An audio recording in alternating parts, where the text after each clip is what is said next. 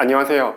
지난 10월 29일 인류 역사상 처음으로 기업가치 5조 달러, 우리나라 돈으로 하나 약 7,100조 원을 돌파한 기업이 탄생했죠. 바로 엔비디아인데요.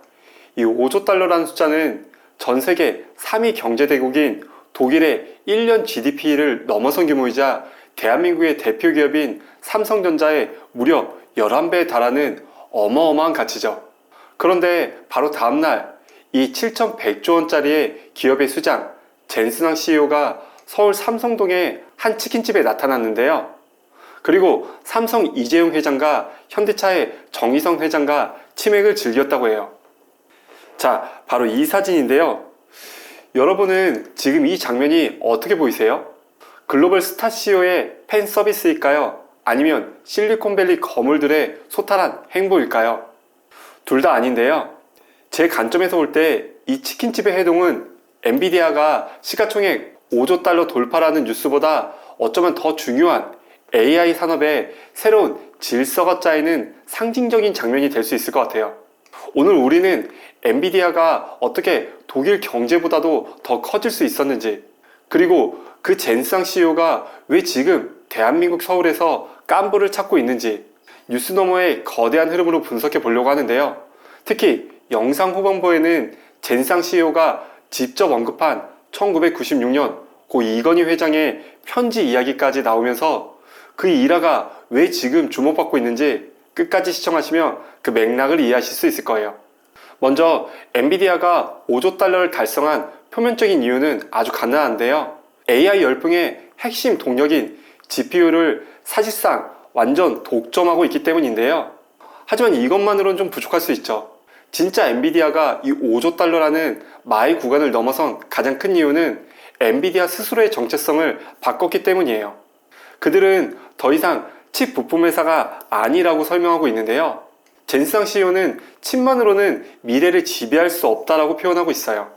그들은 GPU를 중심으로 데이터 센터라든지 슈퍼컴퓨터, 나아가서 로보틱스나 자율주행, 심지어 디지털 트윈 옴니버스까지 포괄하는 거대한 생태계를 확장하려고 준비하고 있죠. 조금 더 쉽게 비유해볼까요? 과거 PC 시대를 한번 생각해보죠. 인텔은 두뇌인 CPU를 팔았고 마이크로소프트는 운영체제를 팔았죠. 지금 엔비디아는 이 AI 시대에 인텔과 마이크로소프트의 역할을 동시에 하려고 하고 있어요.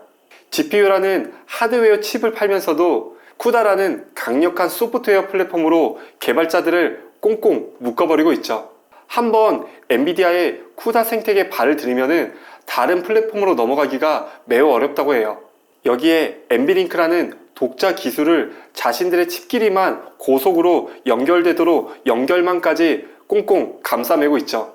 즉 엔비디아는 AI 개발에 필요한 땅 하드웨어와 도로인 연결 표준, 그리고 언어인 소프트웨어까지 모두 장악하는 전략을 펼치고 있어요. 바로 이 독점 구조가 만들어지면서 5조 달러라는 이 엔비디아의 가치 상승에 불을 지피고 있죠. 이 전략의 결과는 실로 무섭게 나타나고 있죠. 젠스왕 CEO는 2026년도까지 AI 반도체 주문 규모가 무려 약 5천억 달러, 하나 약 710조 원에 이를 것이라고 발표했는데요. 이미 오픈 AI와 100억 달러 규모의 스타게이트 프로젝트를 추진 중에 있고, 오라클이나 노키아, 심지어 제약사인 일리아 릴리까지 고객사로 확보하고 있죠. 이것은 단순한 수요 폭증이 아닌데요. 사실상 모든 기업들이 AI 산업을 하려면 엔비디아를 거칠 수밖에 없고, 이는 곧 엔비디아를 통한 산업 종속에 가깝다라는 평가가 나오고 있죠. 모든 기업이 AI를 하기 위해서는 엔비디아 플랫폼에 비용을 지불해야 하는 막대한 혜자가 완성되어 버린 거죠.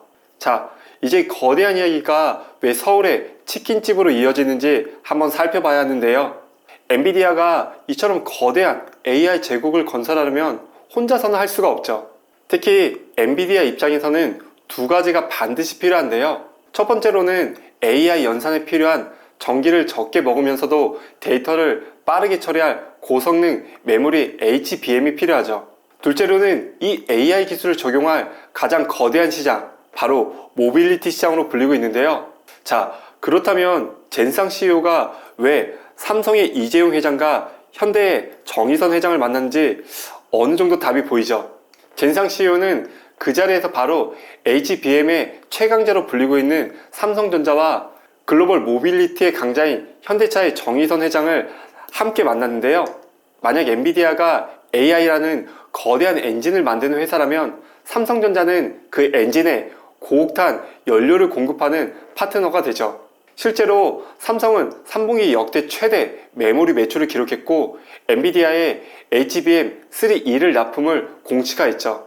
그리고 현대차 그룹은 그 엔진을 탑재할 미래형 자동차를 만드는 핵심 파트너인데요. 젠슨항은 자동차는 이제 바퀴가 달린 슈퍼컴퓨터라고 칭하고 있죠. 엔비디아는 이미 루시드와 레벨 4 자율주행 협력을 마친 상태이고 현대차와도 포괄적인 협력을 맺고 있어요. 즉, 이 치맥 회동은 단순히 친목이 아니라 엔비디아가 AI 제국을 함께 건설할 핵심 동맹 파트너를 확인하는 자리였다는 거죠. 깐부라는 단어는 단순한 수사가 아닌 전략적 파트너를 선언한 셈인데요. 이 만남은 대한민국 경제에도 엄청난 기회가 될 수 있어요. AI 혁명의 중심부로 우리 기업들이 들어가고 있다는 증거인데요. 하지만 동시에 질문 또한 던져야 하죠. 우리는 AI 생태계에서 핵심 파트너, 즉 깐부로 남을 것인지 아니면 엔비디아의 독점적 플랫폼에 종속되는 부품 공급사가 될 것인가, 이 문제에 대한 답을 찾아봐야 할 것 같아요. 삼성과 현대차가 젠슨항에게 선물 받은 초소형 컴퓨터 DGX 스파크에는 우리 파트너십이 세계의 미래를 위해라고 쓰여 있었다고 해요. 이 파트너십의 주도권을 어떻게 가져갈 것인지에 따라 우리에게 그게 기회가 될지 위기가 될지 남겨진 숙제가 될 것 같아요. 물론 엔비디아의 앞길이 마냥 순탄한 것만은 아닌데요. 5조 달러라는 가치에는 세 가지 거대한 리스크 또한 존재하고 있죠.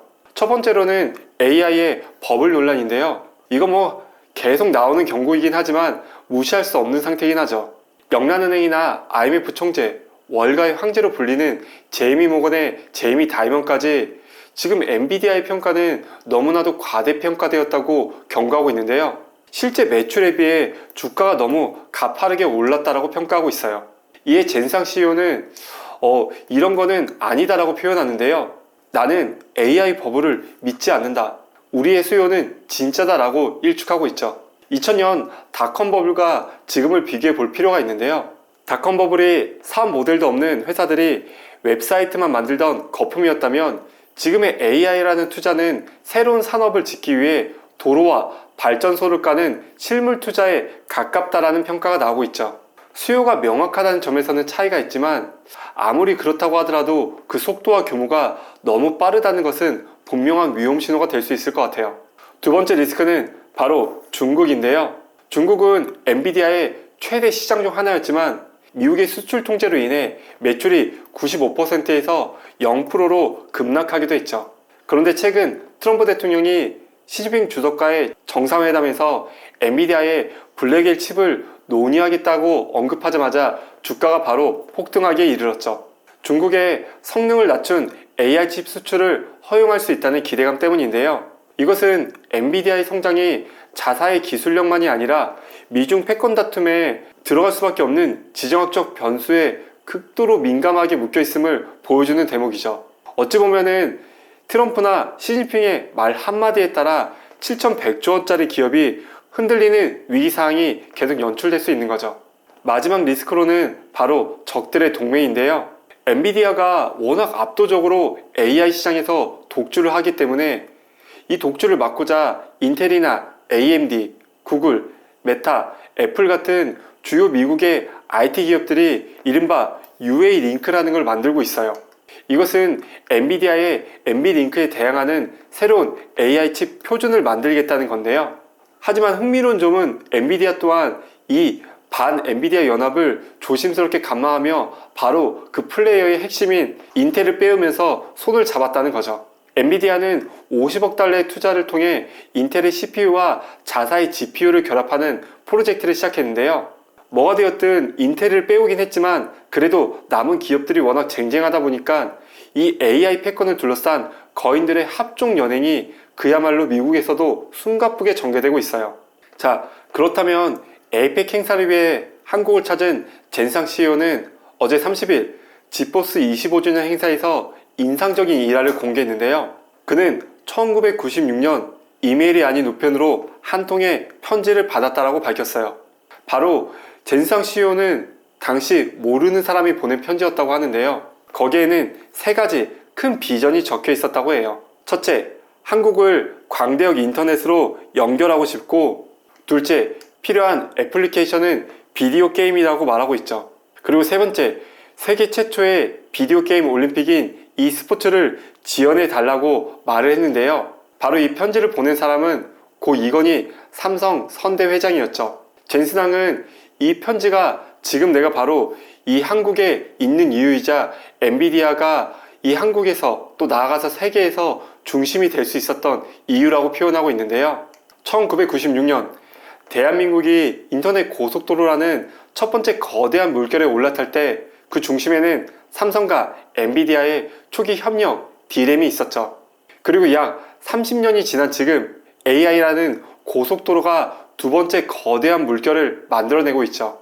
엔비디아는 이를 활용해 5조 달러라는 정말 어마어마한 시가총액을 달성했지만 단순히 돈의 숫자 문제가 아니죠. 이는 AI가 바꾸는 새로운 산업혁명의 속도를 보여주는 지표인데요. 젠슨항이 30년 만에 다시 한국을 찾아 깜부를 외친 이유죠.